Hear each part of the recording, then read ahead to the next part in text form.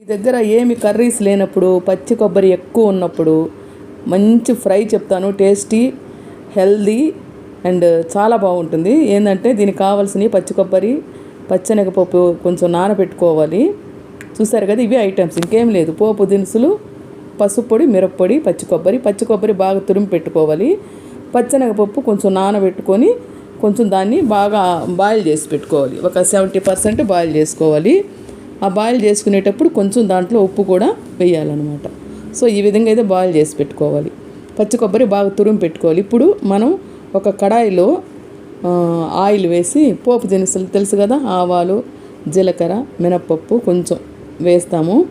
అది చిటపట అయిన తర్వాత మనం కరివేపాకు, దీంట్లో స్పెషల్ ఏంటంటే తెల్లగడ్డలు అంటారు కదా, తెల్లగడ్డలు కొంచెం కచ్చాపక్కాగా నలగొట్టుకొని కొంచెం చిదుముకొని అందులో వేసుకోవాలి.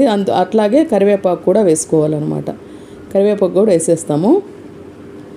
ఇప్పుడు ఇది కొంచెం ఫ్రై అయిన తర్వాత కొంచెం సిమ్లో ఫ్రై చేసుకోండి. ఫ్రై అయిన తర్వాత ఇప్పుడు మనం నానబెట్టి ఉడకబెట్టుకున్న పచ్చెనగపప్పు ఉంది కదా, ఆ నీళ్లు తీసేయండి. అంటే నీళ్లు తీసేయమని కాదు, పక్కన ఉంచి పెట్టుకోండి. ఉట్టి పప్పు మాత్రము అందులో వేసి కొంచెం ఫ్రై చేయండి.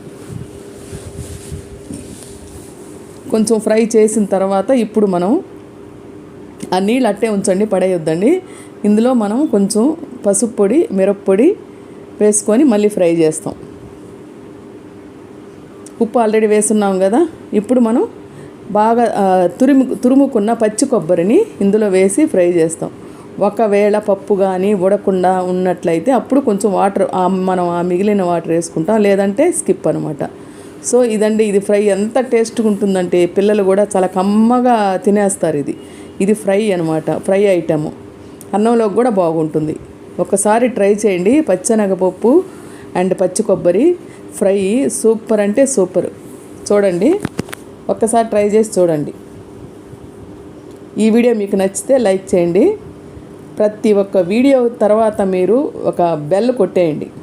నా వీడియోలన్నీ మీకు నోటిఫికేషన్ రూపంలో వస్తాయన్నమాట. నేను ప్లాంట్స్ పెట్టున్నాను,